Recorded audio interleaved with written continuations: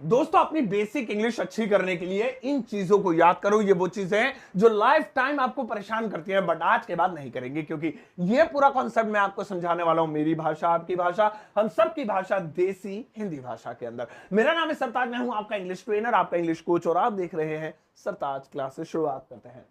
सबसे पहले बात करते हैं आई बाय, फिर परचेज की बात करेंगे। बड़ा कंफ्यूजन है भाई, लेकिन क्लियर।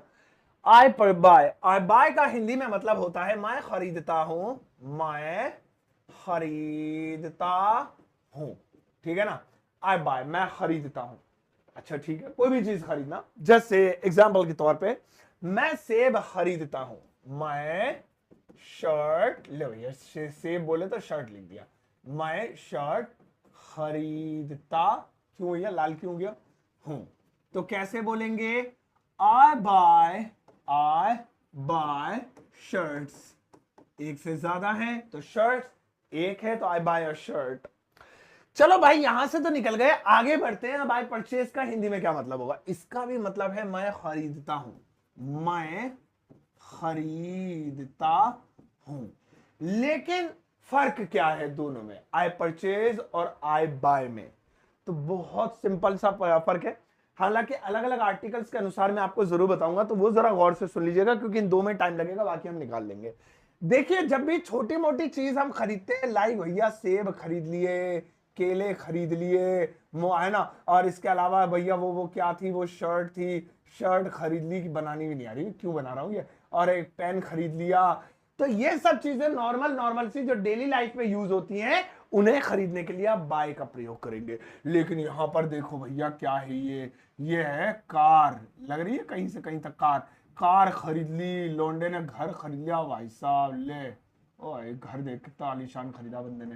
ठीक है, घर खरीद लिया, हेलीकॉप्टर खरीद लिया, हवाई जहाज खरीद लिया, है ना, यानी कोई बड़ी बड़ी आइटमें खरीद ली, बड़ी बड़ी आइटम है। ये हेलीकॉप्टर मान के चलना भाई से, ठीक है ना, हेलीकॉप्टर खरीद लिया, बड़ी बड़ी आइटम है। तो ऐसी कंडीशन में परचेज का प्रयोग करेंगे।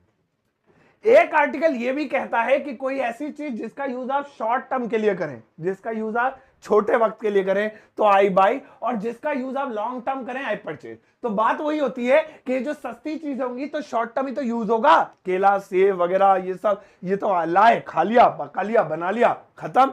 लेकिन कार खरीदेगा, हेलीकॉप्टर खरीदेगा, घर खरीदेगा, तो कितना लंबा यूज होगा उसका, 10 साल का। भाई घर खरीदेगा तो रहेगा, कार खरीदेगा तो जाहिर सी बात है ये थोड़ी अभी कल बेच देगा, परसों बेच देगा, चलाएगा उसे 5-10 साल। तो जब कोई चीज शॉर्ट टाइम के यूज के लिए खरीदते हैं, ऐसे अलग अलग आर्टिकल्स का मानना है, मैंने आपको बताया, तो आई बाय, या महंगी चीज खरीदते हैं ऐसे समझ लीजिए, तो आई परचेज। ठीक है ना, जैसे मैंने घर खरीदा, मैंने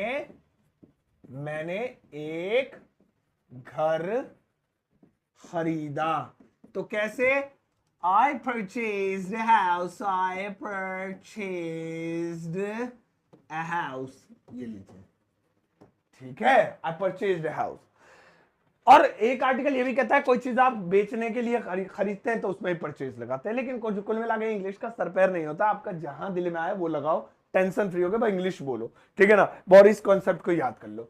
इसके बाद दोस्तों आता है आई गेट। आई गेट का मतलब होता है मैं ले ले, आई गेट, मैं ले लेता हूं, मैं ले लेता हूं, ठीक है ना, मैं ले लेता हूं।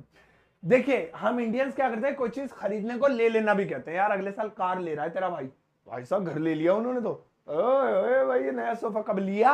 अबे लिया क्यों कह रहे हो भाई, उन्होंने किसी से लिया थोड़ी है यार, खरीदा बोलो। मैं कार ले लूंगा, किससे छीनेगा, ले लेगा, मैं कार खरीदूंगा। लेकिन एक आदत होती है, तो उसी आदत के लिए अंग्रेजी के इस शब्द का प्रयोग कर सकते हैं आई गेट।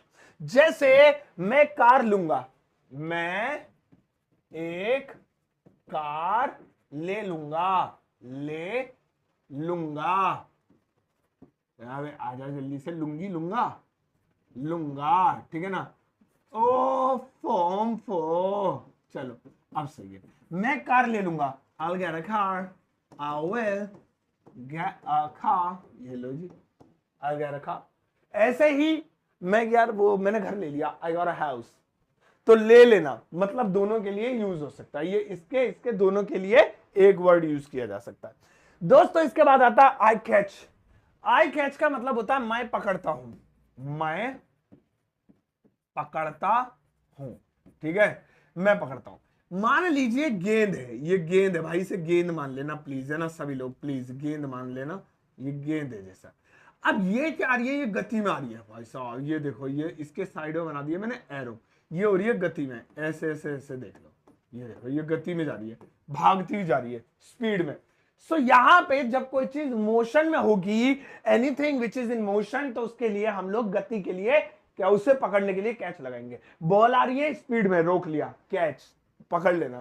ठीक है, कोई बंदा भागा आ रहा है, पकड़ लिया उसे, चोर था, गति में था, कैच, तो पकड़ लेना नहीं मतलब, हाँ पकड़, मतलब एक तरीके से हाँ पकड़ लेना, कैच, इसलिए थीव को कैच कहते हैं। ठीक है, कोई मक्खी उड़ रही थी, भिन्न पकड़ लिया, कैच, है ना, मक्खी थी, मैं मच्छर के बाद निकाला था भिन्न। तो मतलब कोई गतिशील वस्तु या कोई इंसान या कोई जानवर अगर वो गति में है तो उसे पकड़ने को कैच कहते हैं। जैसे मैंने एक मक्खी पकड़ी, मक्खी पकड़ी, तो मक्खी कैसी थी, मतलब गति में थी, स्पीड में थी, भागने की कोशिश कर रही थी, चिड़िया भी हो सकती है। सो आई कॉट, जो कि कैच की सेकंड फॉर्म है, ये ध्यान रखिएगा, कॉट, क्योंकि पकड़ी पास्ट इंडेफिनिट टेंस है तो सेकंड लगानी पड़ेगी। आई कॉट फ्लाई, फ्लाई मतलब मक्खी, बी भी बोल सकते हैं, बी बी डब्ल्यू, लेकिन घरेलू मक्खी को फ्लाई बोलते हैं। तो आई कॉट फ्लाई, या मैं एक कबूतर पकड़ूंगा, आई कैच अ पिजन, उसने गेंद पकड़ी, ही कॉट द बॉल। तो ये सभी चीजें मोशन वाली जो भागती रहती है। अब आता है आई होल्ड, इसका मतलब होता है मैं पकड़ता हूं, मैं पकड़ता हूं। अब कोई भी ऐसी चीज जो एक जगह रुकी हुई है, देखो भैया ये फिर से गेंद है ना, ये देख ले वही, और ये इस वक्त यहां पे सरफेस पे रखी हुई, तो कोई चीज जो गति में ना हो, स्टिल हो, रुकी हुई हो, उसे पकड़ लेना होल्ड कहलाता है। मैं मॉल में गया और मुझे बहुत जोर से, समझ रहे हो, तो मैंने आपसे कहा मोबाइल पकड़ने रहा, तो मोबाइल गति में थोड़ी भागा थोड़ी जा रहा, रस्सी डाल के मैंने पकड़ के रखी हुई इसे, वो तो स्लो है, मतलब रुका हुआ है, पकड़ लो। सो मेरा मोबाइल पकड़ना जरा, मेरा मोबाइल पकड़ना, मान लीजिए मुझे कहना है ऐसे, तो कैसे बोलूंगा, hold my mobile, hold my mobile. ये लो यार मेरी बाइक पकड़ना जरा, जल्दी से आ रहा हूं मैं, 2 मिनट में फ्री हो, कह रहा मेरी बाइक पकड़ लो, गिरे ना, होल्ड माई बाइक, मैं उसकी बाइक, अरे यार मैं पकड़ लूंगा तेरी बाइक, जा जा तू यही स्टैंड पे लगा दे, पकड़ लूंगा, I will hold your bike, bike आ रही है इसकी, हट हट, मैं पकड़ूंगा, अभी स्पीड में आ रही है, catch, I will catch the bike. So जो मोशन में हो, स्पीड में हो, कैच, और जो एक तरफ रुका हुआ हो, होल्ड, पकड़ना दोनों का मतलब। इसका अगला आता है आई ग्रैब।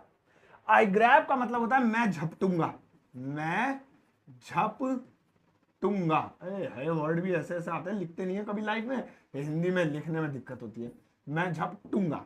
ठीक है, तो झपटना किसी चीज को, ग्रैब कर लेना किसी चीज को, ग्रैब, ले पंजा बना देता हूं मैं इसमें, ठीक है ना, अब सही है, ग्रैब कर लेना किसी चीज से, झपट्टा मारना, so that is called grab. चलिए, जैसे उसने खाना झपटा, खाना झपटा।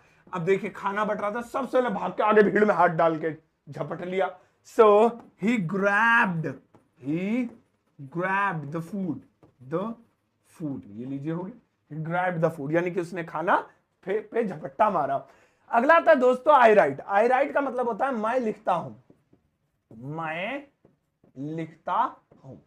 नॉर्मल कोई भी किताब पे कोई भी चीज नॉर्मली लिखना, ठीक है ना, जैसे आप लिखते हैं, तो ये हमारा पेन है, अब ये पेन की शक्ल इसे देनी मुझे आती नहीं है, तो इसलिए प्लीज डोंट माइंड, ठीक है, तो ये हो गया। तो कोई भी चीज नॉर्मली लिखना राइट कहलाता है। इस पे ज्यादा लेक्चर नहीं, सीधा सेंटेंस ले लेते हैं।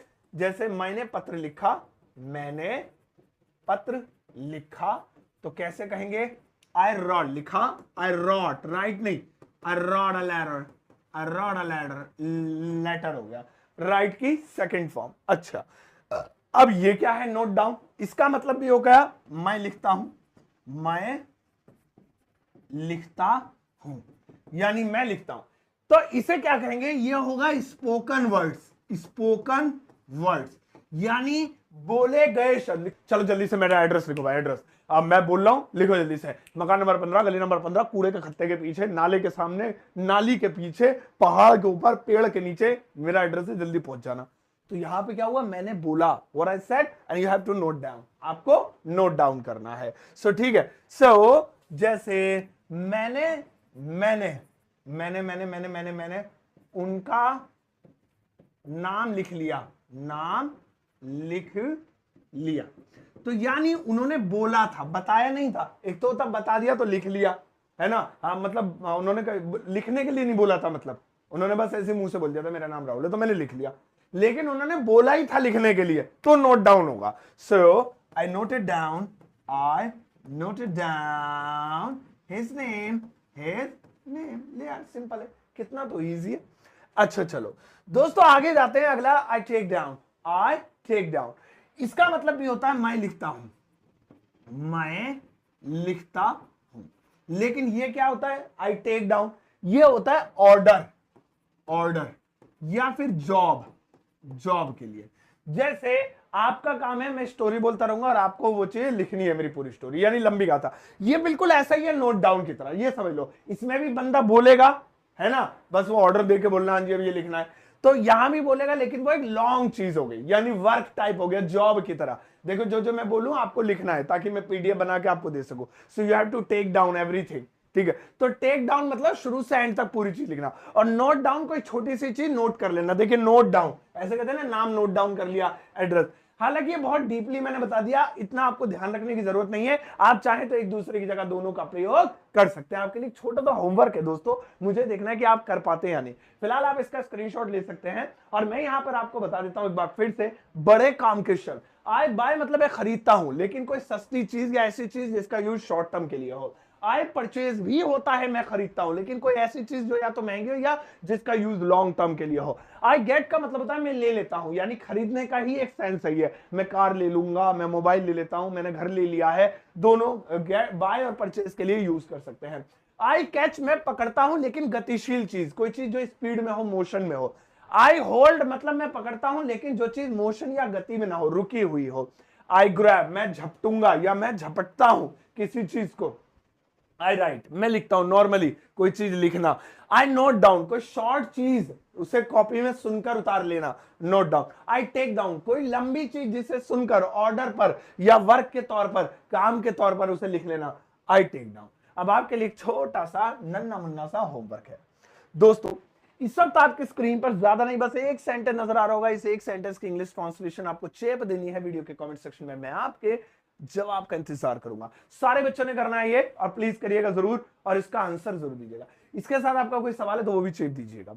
और दोस्तों मेरा एक एप्लीकेशन है, मोबाइल एप्लीकेशन, जिसे आप प्ले स्टोर से डाउनलोड कर सकते हैं, नाम है ग्रामर वाला। इस एप्लीकेशन में बहुत सारी चीजें फ्री हैं, और साथ साथ एक कोर्स भी है जो पेड है, और ये कोर्स है super basic English learning course. अगर आपको बेसिक अच्छी से आती है तो इसे मत लेना, लेकिन बेसिक सीखना चाहते हो तो इसे ले लेना। ये आपको हाफ रेट में मिल सकता है अगर आप मेरा कोड यूज करते हैं SS50। तो लिंक वीडियो के डिस्क्रिप्शन बॉक्स में एक बार चेक कर लेना। और दोस्तों मेरी किताब Amazon फ्लिपकार्ट पर अवेलेबल है, घर बैठे पूरे इंडिया में ऑर्डर कर सकते हैं। जाओ इस वीडियो को सबके साथ शेयर कर रहा हूं, ज्यादा एक प्यारा सा लाइक देकर जाना।